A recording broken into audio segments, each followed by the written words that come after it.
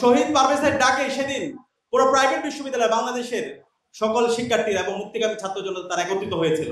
বাংলাদেশে যতগুলো প্রাইভেট বিশ্ববিদ্যালয় ছিল, বিশ্ববিদ্যালয়ের শিক্ষার্থী ভাই বোনরা নেতৃত্ব দিয়েছে এবং এর মধ্যে গুরুত্বপূর্ণ ভূমিকা পালন করেছে মানবতা বিশ্ববিদ্যালয়ের শিক্ষার্থী ভাই বোনরা। ফেসিবাদী আমলে সবচেয়ে বেশি ভিকটিম ছিল। বাংলাদেশে 16 বছরে বাংলাদেশে কৃষি শিক্ষা প্রতিষ্ঠান ফেসিবাদী আমলে খনি হাসিনা এবং দিল্লির যারা দালাল ছিল তারা এই প্রতিষ্ঠানগুলোতে, এই প্রতিষ্ঠানের শিক্ষক শিক্ষার্থীবৃন্দ, এই প্রতিষ্ঠানের অভিভাবকদের উপরে ক্রমাগত তারা নির্মম নির্যাতন চালিয়েছে। এর মধ্যে অন্যতম একটি ক্যাম্পাস হচ্ছে মানারাত বিশ্ববিদ্যালয়। এই মানারাত বিশ্ববিদ্যালয়ে আপনারা জানেন খনি হাসিনার দালালেরা বিশ্ববিদ্যালয়ের শিক্ষার্থীদের আত্মপরিচয় সংকট তৈরি করেছিল। বিশ্ববিদ্যালয়ের শিক্ষার্থীরা তাদের পরিচয় দিতে পারত না। তাদের পরিচয়ের কারণে তাদেরকে সবসময় আদারি করা হইতো, তাদেরকে সবসময় কর্নার করা হইতো, তাদের উপর বিভিন্ন ধরনের জুলুম নির্যাতনের বৈধতা দেওয়া হয়েছিল। এবং গত 16 বছরে যতগুলো আন্দোলন সংগ্রাম হয়েছে প্রাইভেট বিশ্ববিদ্যালয়ের RICL TMX যুগের পর যুগ স্থাপনা থাকে মজবুত। বাংলাদেশে যতগুলো প্রাইভেট বিশ্ববিদ্যালয় ছিল, বিশ্ববিদ্যালয়ের শিক্ষার্থী ভাই বোনরা নেতৃত্ব দিয়েছে এবং এর মধ্যে গুরুত্বপূর্ণ ভূমিকা পালন করেছে মানবতা বিশ্ববিদ্যালয়ের শিক্ষার্থী ভাই বোনরা।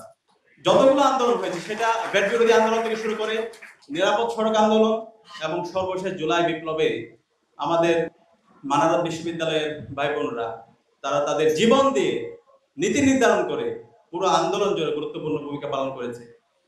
আমরা যখন ঢাকা বিশ্ববিদ্যালয় থেকে আন্দোলন পরিচালনা করছিলাম, আপনারা নিঃসন্দেহে জানা থাকার কথা, যেদিন ঢাকা বিশ্ববিদ্যালয় ক্যাম্পাস বন্ধ করে দিয়েছিল এবং আমাদের উপর ন্যাক্কারজনক হামলা হয়েছিল, সে সময় আমরা হতাশায় ভুগছিলাম এবং পরবর্তী দিন আমাদের প্রাইভেট বিশ্ববিদ্যালয়ে যারা ভাই বোন আছে, কিছু ভাই বোনদের সাথে আমাদের যোগাযোগ ছিল, আমরা তখন কথা বলছিলাম। কিন্তু 18 জুলাই প্রাইভেট বিশ্ববিদ্যালয়ের ভাই বোনরা তারা যেভাবে রাস্তায় নেমেছিল, তারা যেভাবে ডাক দিয়েছিল, শহীদ ওয়াসিম যেভাবে ডাক দিয়েছিল সেভাবে তারা ডাক দিয়েছিল। আজকে আপনাদের এই ক্যাম্পাসের কৃতি শিক্ষার্থী শহীদ পারভেজ ডাক দিয়েছিল এই জন্য একটি যুদ্ধ, সবাই বিএনএস সেন্টারে চলে আসেন। এবং শহীদ পারভেজের ডাকে সেদিন পুরো প্রাইভেট বিশ্ববিদ্যালয় বাংলাদেশের সকল শিক্ষার্থীরা এবং মুক্তিকামী ছাত্র জনতা তারা একত্রিত হয়েছিল। এবং শহীদ পারভেজের যদি আমরা জীবনে দেখি, তিনি সারা জীবন জুড়ে তিনি সত্যের কথা বলে গেছেন, তিনি ইনসাফের কথা বলে গেছেন, তিনি জালেম হাসিনার বিরুদ্ধে, ফেসিবাদের বিরুদ্ধে, দিল্লির দাসত্বের বিরুদ্ধে, আধিপত্যবাদের বিরুদ্ধে তিনি কথা বলেছেন।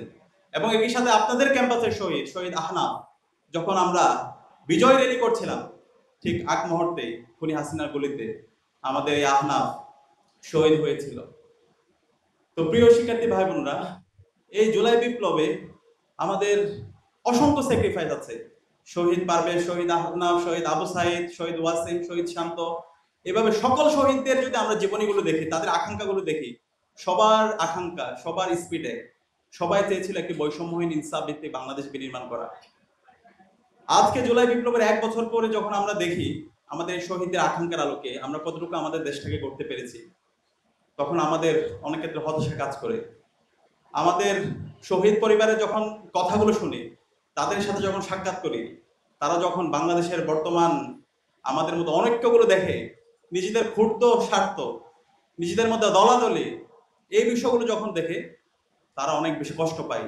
তাদের কান্নাগুলো দেখে আমাদের হৃদয়ে অনেক বেশি ব্যথা কাজ করে। আমি বাংলাদেশের সকল ছাত্র সংগঠন, রাজনৈতিক দল, সিভিল সোসাইটি, আমি সবাইকে অনুরোধ করব, আসেন আমরা ঐক্যবদ্ধভাবে আমাদের এই বাংলাদেশটাকে বিনির্মাণ করি। বাংলাদেশে আমরা একটা ঐতিহাসিক সুযোগ পেয়েছি। এই জুলাই বিপ্লবের পরে বাংলাদেশে আমাদের ন্যাশন বিল্ডিং করার জন্য, একটা জাতীয় হয়ে ওঠার জন্য আমাদের ঐতিহাসিক একটি সুযোগ আসছে। আমরা নিজেদের মধ্যে বিভাজনমূলক আচরণের মাধ্যমে নিজেদের ব্যক্তিগত স্বার্থ, এই ধরনের দলীয় স্বার্থ, এইগুলোর কারণে আমাদের এই ঐতিহাসিক সুযোগটা যেন আমরা নষ্ট না করি।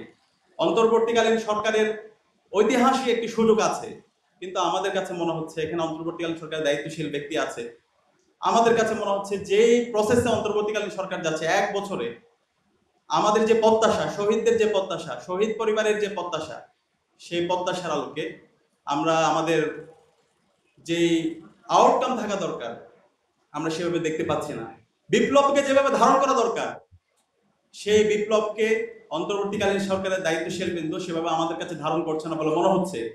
যদি বিপ্লবকে ধারণ করত, 1 বছরে এই জুলাই বিপ্লবে যে খুনি হাসিনা ছিল, গত 16 বছরে যে মানবাধিকার লঙ্ঘন করেছে, যে বিচারিক হত্যাকাণ্ড চালিয়েছে, যে বিচার বহির্ভূত হত্যাকাণ্ড চালিয়েছে, এই প্রত্যেকটা হত্যাকাণ্ডের বিচার এবং এই গণহত্যার বিচার এতদিন হওয়ার কথা ছিল, কিন্তু এখন পর্যন্ত আমরা দেখতে পাচ্ছি খুব ধীর গতিতে যাচ্ছে।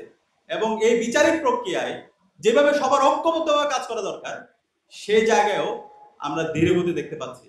আমরা এর পক্ষান্তরে দেখতে পাচ্ছি গত 16 বছরে যারা মব সন্ত্রাস কায়েম করেছিল, যারা শাহবাগ কায়েম করার মাধ্যমে বাংলাদেশে এই পরিচয়ের আত্মপরিচয়ের সংকট তৈরি করেছিল, যারা এই গণহত্যাকে বৈধতা দিয়েছিল, যারা এই শাপলাই গণহত্যাকে বৈধতা দিয়েছিল, যারা এই বিচার বহির্ভূত হত্যাকাণ্ডকে বৈধতা দিয়েছিল, যারা সমাজের যারা ইসলামপন্থী আছে তাদেরকে কর্নার করে রেখেছিল, ইসলামের যে সিম্বলগুলো আছে সেগুলোকে প্রপাগান্ডাইজ করেছিল, সেগুলোকে ক্রিমিনালাইজ করেছিল, আজকে সেই পক্ষটা আবার মাথা ছাড়া দিয়ে ওঠার চেষ্টা করছে।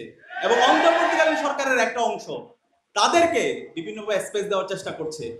আমরা বলতে চাই, আমাদের এই শত্রু এবং মিত্র আইডেন্টিফাই করতে হবে, আমাদের কমন এনিমি ঠিক করতে হবে। যারা বাংলাদেশে ফেসিবাদ কায়েমে সহায়তা করেছিল, যারা জালেম হাসিনাকে দানব বানিয়েছিল, তাদেরকে এই বাংলাদেশ থেকে বিনাশ করতে হবে। বাংলাদেশে আর কোনো দিল্লির দাদাগিরি চলবে না। এখানে মোদির এজেন্ডা যারা বাস্তবায়ন করতে চায়, তাদের এজেন্ডা এখানে বাস্তবায়ন হতে দেওয়া যাবে না। এটা শহীদ পারভেজের দাবি, এটা শহীদ আহনাবের দাবি, এটা শহীদ ওয়াসিমের দাবি, এটা শহীদ আমাদের রায়হানের দাবি। আমি আপনাদেরকে অনুরোধ করব, অন্তর্বর্তীকালীন সরকারকে অনুরোধ করব, আমাদের এই বাংলাদেশে খুনি হাসিনা এবং তার সকল দোষরদের যেন দৃষ্টান্তমূলক বিচারের আওতায় নিয়ে আসা হয়। দ্বিতীয়ত আমাদের দাবি, সেটা আমরা শুরু থেকে বলছি, আমাদের এই শহীদ পরিবারগুলো যাদের মাধ্যমে আজকে আমরা আজাদি পেয়েছি, এই শহীদ পরিবারের তাদেরকে তাদের পরিবারের দায়িত্ব নেওয়া এবং তাদের পূর্ণাঙ্গ তালিকা করা। এখন পর্যন্ত আমাদের এই শহীদ পরিবারের শহীদ সদস্যদের আমরা পূর্ণাঙ্গ তালিকা করতে পারিনি।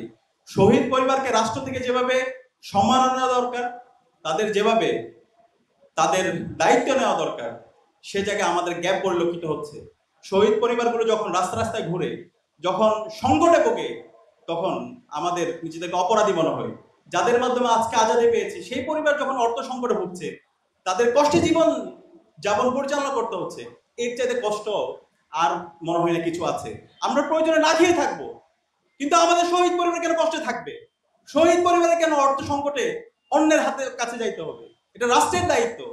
আমরা অনুরোধ করব অন্তর্বর্তীকালীন সরকারকে, আমাদের সকল শহীদ পরিবারকে যেন পুনর্বাসনের ব্যবস্থা করা হয়, তাদের রাষ্ট্রের পক্ষ থেকে তাদের দায়িত্ব নেওয়া হয়। পাশাপাশি যারা আহত আছে, যারা কোনো পঙ্গু আছে, তাদের যথাযথ ট্রিটমেন্টের ব্যবস্থা করা, তাদেরকে যেন লাল ফিতার দূরত্ব দেখানো না হয়, এটা রাষ্ট্রের দায়িত্ব। আমরা আশা করব সে জায়গায় রাষ্ট্র দায়িত্বশীল আচরণ করবে। এর পাশাপাশি আমাদের দাবি ছিল সংস্কারের দাবি।